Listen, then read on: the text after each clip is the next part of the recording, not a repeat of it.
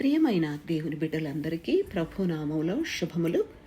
మనము సమాధాన వాక్యము, సమాధానపరచు పరిచర్య గురించి ధ్యానిస్తున్నాం. ఇంకొంత ధ్యానిద్దాం, ఎందుకంటే ఈ విషయాలన్నీ కూలంకషంగా మనము గ్రహించకపోతే మనం దేవుని వాక్యాన్ని అర్థం చేసుకోలేము. రోమీయులకు రాసిన పత్రిక 5వ అధ్యాయం 10వ వచనం, ఏలయనగా శత్రువులమై ఉండగా ఆయన కుమారుని మరణము ద్వారా మనము దేవునితో సమాధానపరచబడిన ఎడల సమాధానపరచబడిన వారమై ఆయన జీవించుట చేత నిశ్చయముగా రక్షింపబడుదుము అంటున్నాడు. అంటే మనము సమాధానపరచబడిన వారమైతే దేవునితో మనం ఏం దొరుకుతుంది?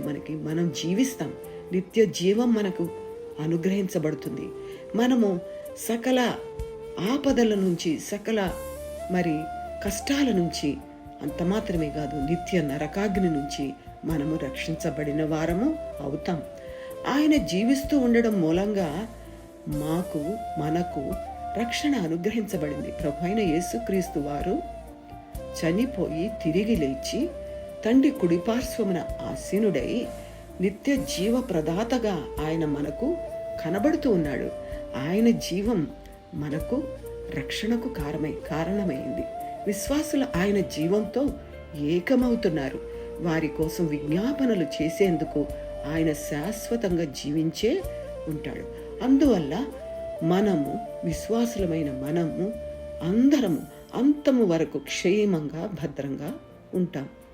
అయితే ప్రశ్న ఏమిటంటే, వారు నమ్మడం మానుకుంటే ఏం జరుగుతుంది? క్రీస్తు వారు చేసినది, ఇప్పుడు చేస్తున్నది అలా ఉండగానే వారు నశించిపోతారా? దీనికి జవాబు ఏమిటంటే, వారికి నమ్మకం దయచేసిన దేవుడు, వారిని విశ్వసించేలాగా మార్చిన దేవుడు అంతము వరకు వారిని ఆ విశ్వాసంలో కొనసాగేలా చేస్తాడు. విశ్వాసులను సంరక్షించేందుకు, భద్రంగా ఉంచేందుకు అన్ని చర్యలు తీసుకున్న దేవుడు వారి యొక్క నమ్మకం, విశ్వాసం అనే ఈ అత్యంత ప్రాముఖ్యమైన విషయంలో వారు తప్పిపోకుండా ఆయన కాపాడుతాడు. అలా కాపాడడు అనుకుంటే అది బుద్ధి తక్కువతనమే, బైబిల్కి అనుగుణమైనది కాదు.